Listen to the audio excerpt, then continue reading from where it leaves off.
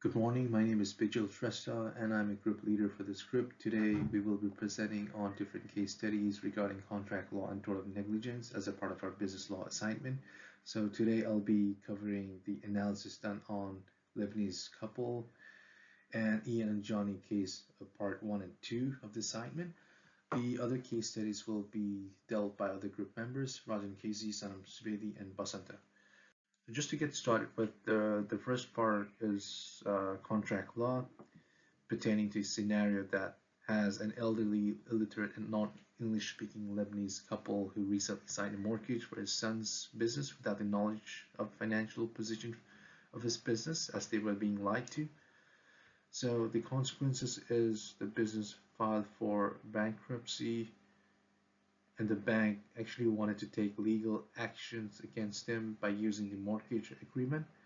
So looking into this case is a misrepresentation under the category of genuine consent of contract, where an elderly Lebanese couple, they've been misled by son by providing false information about the business to take loan by the son. So as a legal consultant, I would assess the mortgage contracts between bank and borrower and ascertain whether the contract can be proved void or voidable, because if the contract is void, no actions can be undertaken by the bank, and if the contract is voidable, a borrower may be able to withdraw from the contract. In addition to proving contract as void and voidable, a contract may also be proven invalid as the bank had already been through liquidation and a person or business declared bankrupt has limited legal capacity to enter into contracts.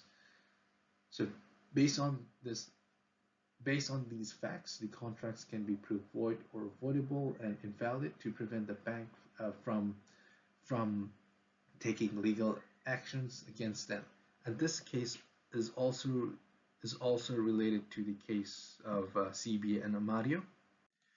So the next part is tort law case studies that basically deals with the case of Johnny as defendant and Ian as plaintiff. Johnny regularly engages Ian to clean his pool, and Ian parks his van in the driveway in front of Johnny's double garage. So because of a sudden hailstorm that takes place and causes damages to Ian's van, Ian insists that Johnny compensate him for the damages that it has occurred on Johnny's property. So Ian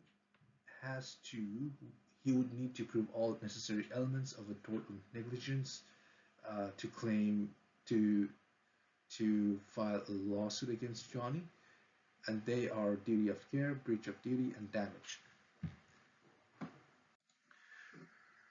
Duty of care. So this is the first element, and it is established when there is a relationship between plaintiff and defendant.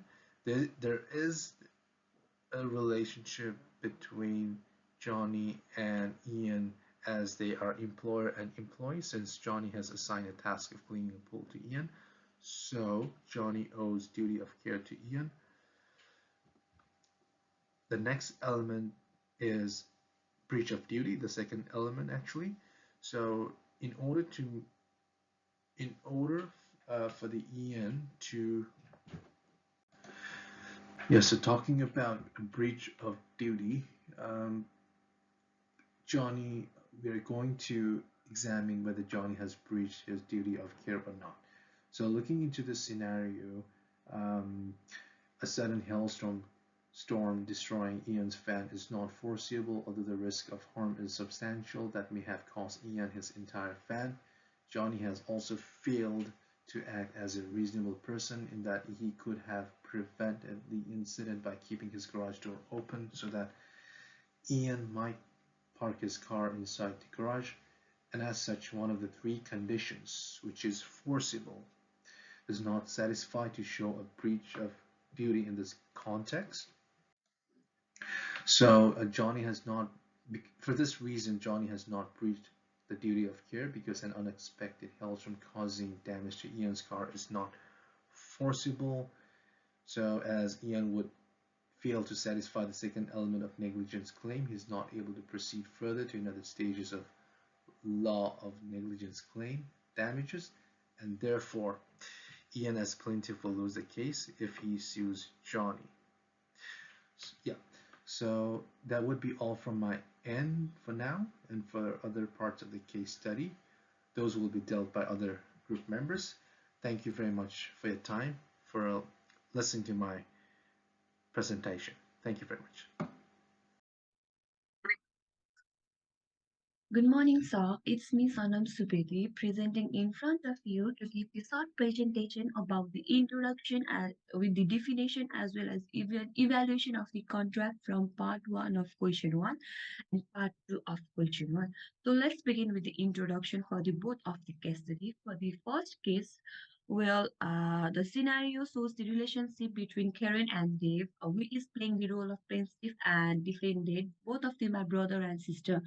Dave asked his sister, Karen, to move Sydney to take care of him as he was ill, and Karen left everything behind that is in Britain, her lifestyle, her uh, job, and came back to her brother in order to take care of him.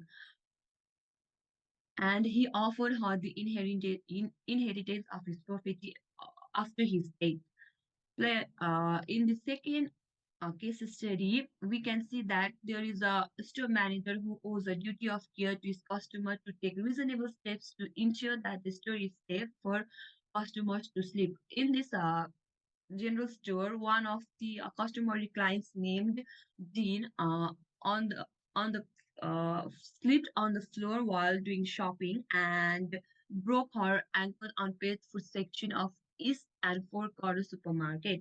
The store manager indicated that the store policy was to check the floor every 15 minutes in the fruit section, but it is not clear whether this policy was followed in this case or not. Now let's look towards the second slide.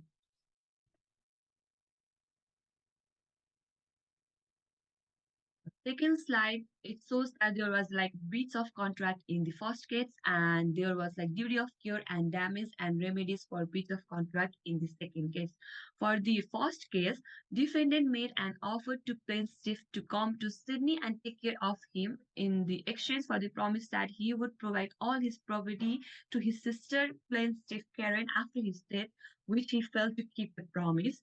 And the consideration in this case would be Karen's care for Dave and the sacrifice that she made by leaving her job and moving away from her lifestyle and her friends.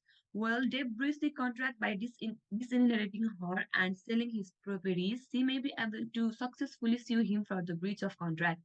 Similarly, in the case of second case study, that is in the case of Jean, East in the Four Corner supermarket must owe a duty of care to Jean as they have breached the duty of care. The store manager indicated that the store policy was to check the floor every 15 minutes, as I have mentioned earlier before, but it is not clear whether the policy was followed in this case or not.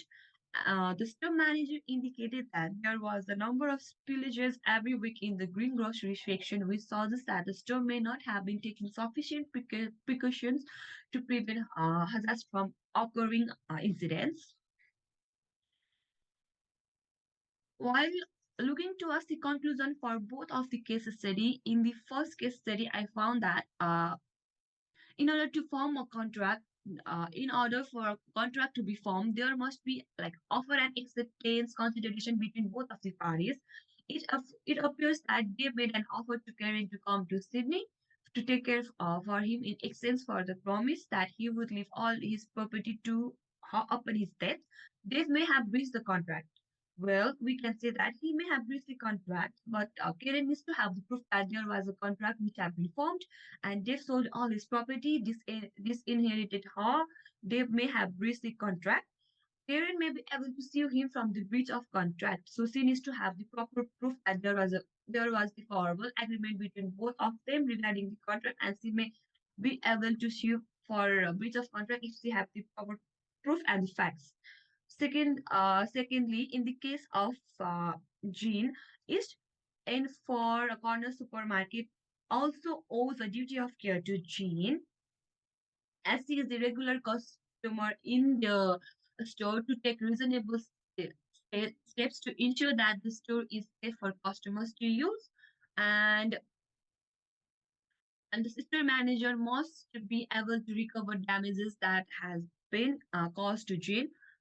If Jean can prove that the store uh, owed her a duty of care and the store breached that duty of care, she may be able to recover damages from the store manager for her injuries and losses, as well as in order to determine whether the store breached its duty of care, it will be necessary to consider the species of the situation. So this is my presentation. Thank you.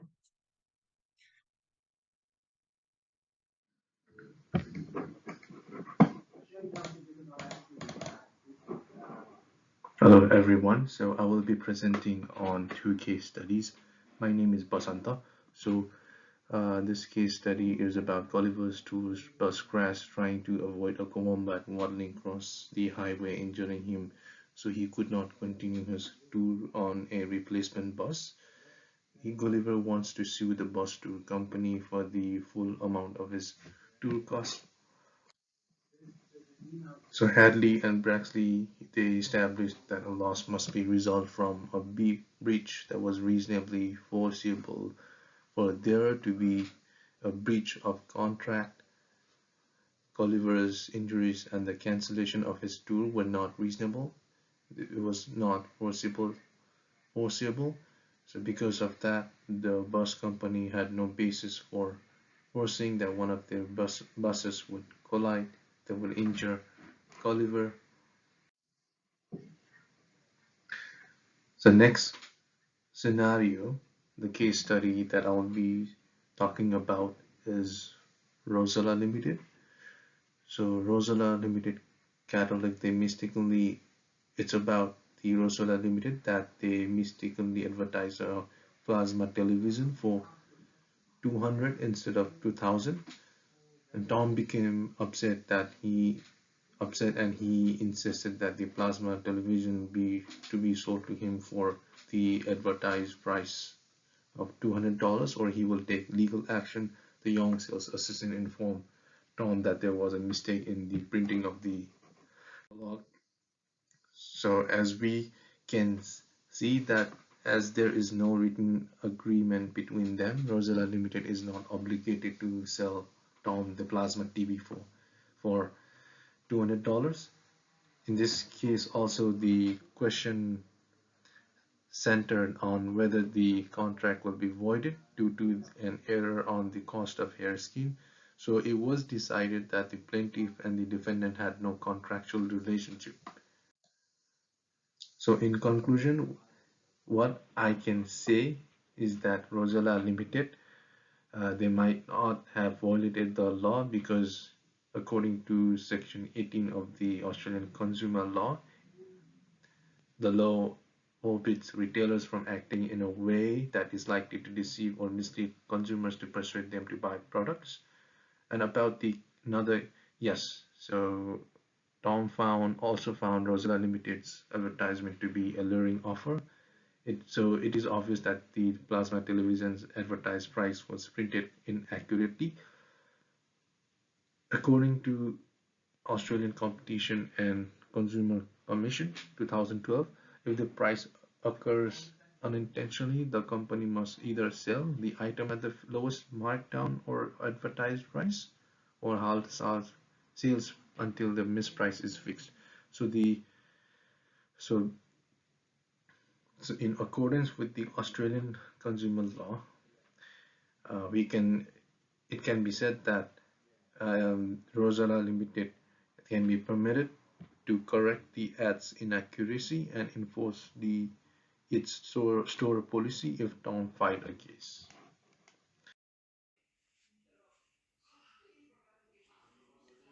Hello, it's me Rajan Kisi. Today we are going to making short video presentation of our group assessment 3 based on assessment 2 contract law and tort law case study analysis of the subject business law. Now I am going to discuss about contract law case study questions 3 Brad and Jane and tort law case study Polly versus Sam. At first I am talking about Brad and Jane. In this case, there is no legal contract agreement made between Bard and Jane and NG. Bard and Jane trust NG. According to Australian contract law, an agreement is the first requirement of a valid contract. For further explanations, Carlyle versus Carbolic Smoke Ball Co. is a case example where a determinant has been involved as a consideration, and Colus versus Baggers is another case example of considerations as per the Australian contract law. In the current case analysis, Brad and Jane cannot sue Angie for not keeping the promise, which led to loss of profit as they could have availed of the wood fire from another wholesaler. Now I am moving into next part, tort law case studies, Polly versus Sam. In this case, the issue is Polly accepted a lift home from a friend of hers, Sam, who has had only weeks of his driving license. On the way, Sam had some trouble driving due to heavy rain. Despite Polly asking Sam to slow down the speed of the car, but he kept driving at the speed limit and eventually lost controls to hit a telegram pole. Both Sammy and Polly has injuries and the estimated damage in this case were 2 lakhs dollar. Rule is as defined by the Committee and Justice of the New South Wales Government. If an accident is caused by the negligence of a person, then that person is at fault. And as per the tort of negligence law, the victim can sue the car driver for personal injuries. Next slide. Application. In the current case, the plaintiff Foley is responsible to prove that the defendant Sam had a duty of care owed to her. In conclusion, based on the current provisions of the tort of negligence, related provisions of Australia, Polly can sue Sam for the physical injuries and mental shock she suffered from the accident. The cause finding from Donegal versus Stephenson confirms that Sam owned a duty of care to Polly, which he breathed despite knowing the possible outcome, and that is directly responsible for Polly's physical injuries. Moreover, Sam continued to drive the car at the speed limit despite Polly asking him to slow down and facing difficulties to keep the vehicle on the road due to rain. This certainly prevents Sam from relying upon any defense. Thank you.